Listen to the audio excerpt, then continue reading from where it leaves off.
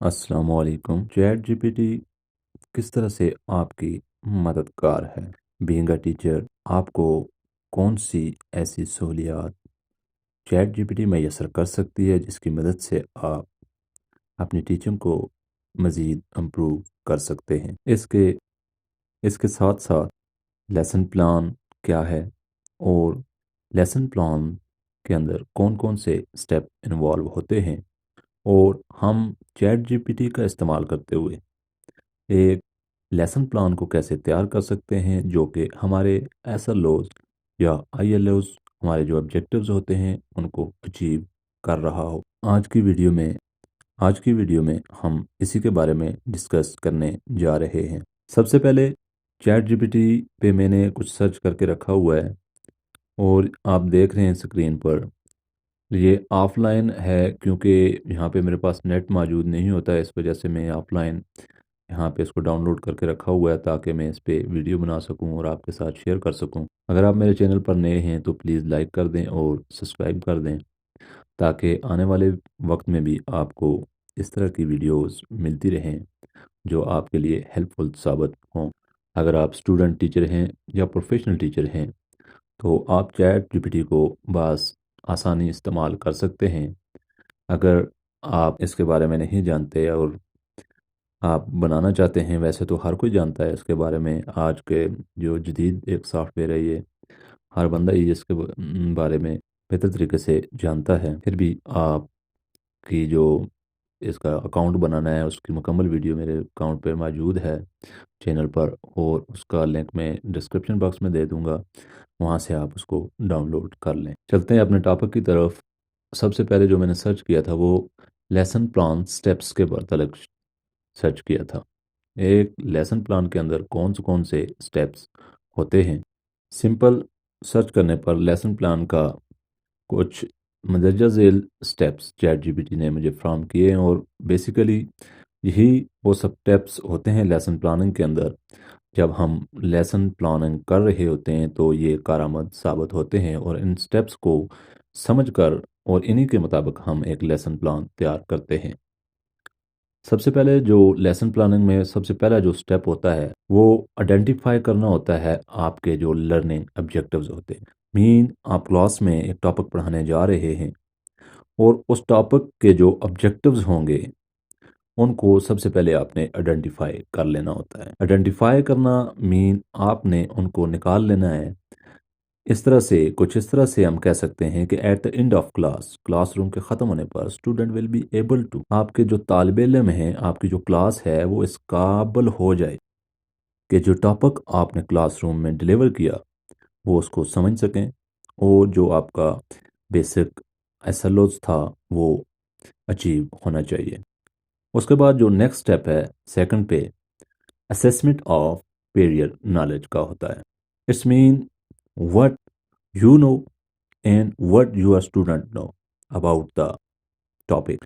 एक टीचर है वो तो तैयारी करके जाता है, और टीचर बेसिकली होता ही नॉलेज हब होता है, और जो स्टूडेंट होते हैं वो लर्न कर रहे होते हैं, लेकिन कुछ ना कुछ मालूमात उनके पास ज़रूर होती हैं उस टॉपिक से मुतल्लिक।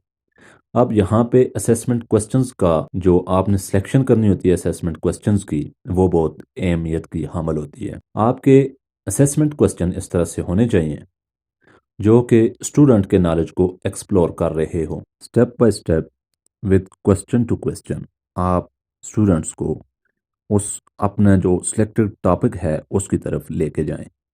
एक क्वेश्चन जो फर्स्ट क्वेश्चन है that must be link with other question, आने वाले क्वेश्चन के साथ उसका लिंक होना चाहिए। इसी तरह थर्ड वन, इसी तरह फोर्थ वन।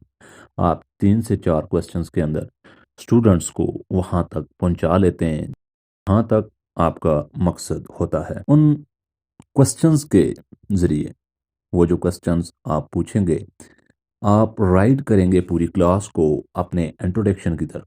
जो थर्ड स्टेप होता है वो इंट्रोडक्शन ऑफ टॉपिक होता है। ये आप एक ऐसा माहौल क्रिएट करके लेके जाते हैं शुरू से ही। जब आप पीक पर पहुंचते हैं और अपने जो टॉपिक होता है उसके करीब पहुंचते हैं तो वहाँ पे आप अपने लेसन प्लान का इंट्रोडक्शन करवा देते हैं कि today we will learn in about dash dash.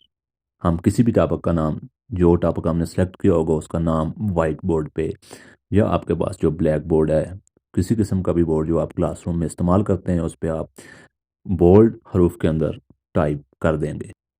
इस तरह से स्टूडेंट्स के अंदर एक अट्रैक्शन पैदा होगी और वो अपने टॉपिक की तरफ फोकस होंगे।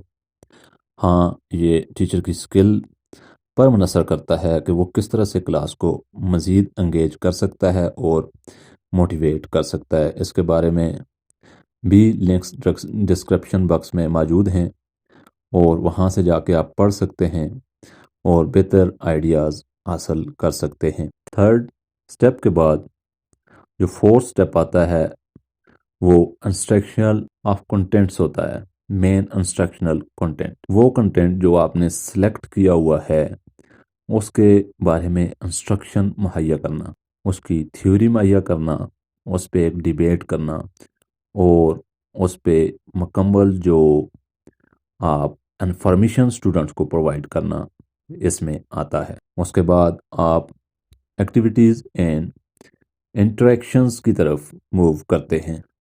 इससे हम ये मुराद ले सकते हैं जो चीज़ आपने क्लास में पढ़ाने के बाद आपने बच्चों में एक एंगेजमेंट क्रिएट करनी है in different groups.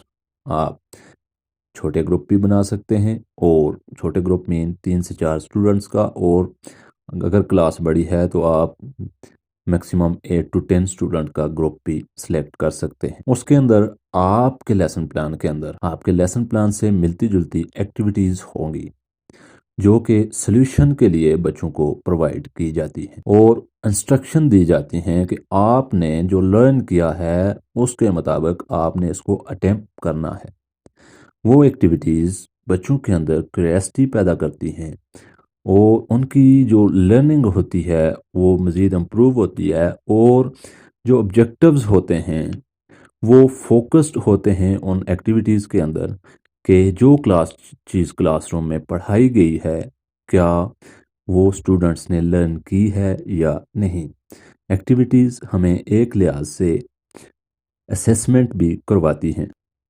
Lesson plans बनाने में जो नेक्स्ट स्टेप है वो use of material and resources है। Use of material and resources हमारे 5 पॉइंट एक्टिविटीज़ एंड इंटरेक्शंस के साथ काफ़ी हद तक कोलैबोरेट करता है, क्योंकि मटेरियल्स जो हमने सेलेक्ट करने होते हैं एक्टिविटीज़ के लिए वो वही मटेरियल्स होते हैं जो बतौर एविएड्स हम इस्तेमाल करते हैं। मिसाल के तौर पर चार्ट्स हो गए, उसके बाद हम विजुअल एड्स मीन पिक्चर्स वगैरह हो सकती हैं, उसके बाद वीडियोस हो सकती हैं या टेक्स्ट बुक हो सकती है, कोई नोट हो सकता है, कोई बुक हो सकती है जिससे हम रिसर्च करके किसी चीज़ को फाइंड कर रहे होते हैं। तो ये तमाम चीज़ें जो हैं वो आपकी एक्टिविटीज़ से लिंक करती हैं और ये तमाम जो एविएट्स सेलेक्ट किए जाते हैं ये एसएलओज बेस होते हैं।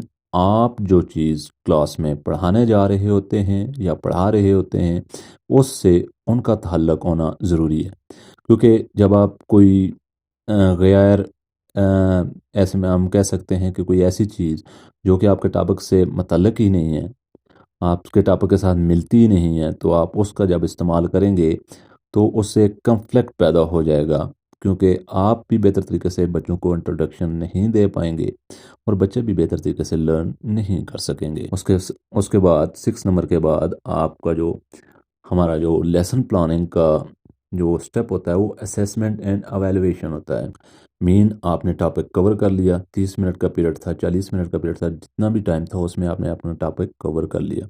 कवर करने के बाद कम से कम 5 से 5 मिनट आपके असेसमेंट के होने चाहिए, जिसके दौरान आपने असेसमेंट लेनी होती है। असेसमेंट में आप टॉपिक से रिलेटेड डिफरेंट क्वेश्चन रेज करते हैं क्लास के अंदर और बच्चों से सिर्फ आप इस तरह से इंट्रोड्यूस कराते हैं कि उनकी नोइंग कितनी है। मतलब 40 की अगर क्लास है तो आप वहाँ से फिगर आउट करेंगे कि 30 बच्चे या 35 बच्चे हाथ खड़ा कर रहे हैं उस चीज़ पे, 20 कर रहे हैं, 10 कर रहे हैं, 5 कर रहे हैं। इस तरह से आप उनकी नॉलेज को चेक करेंगे। अगर कुछ बच्चे हाथ खड़ा कर रहे हैं और आप उनमें से किसी एक को पूछते हैं اور وہ اس کا کریکٹ آنسر دیتا ہے یا رانگ آنسر دیتا ہے تو آپ اس پہ مزید کلیریفیکیشن کر سکتے ہیں، اور جو بچے کلاس میں انوالو نہیں تھے، انہوں نے نہیں لرن کر سکا، اس ٹائم وہ بھی اس چیز کو لرن کرتے ہیں۔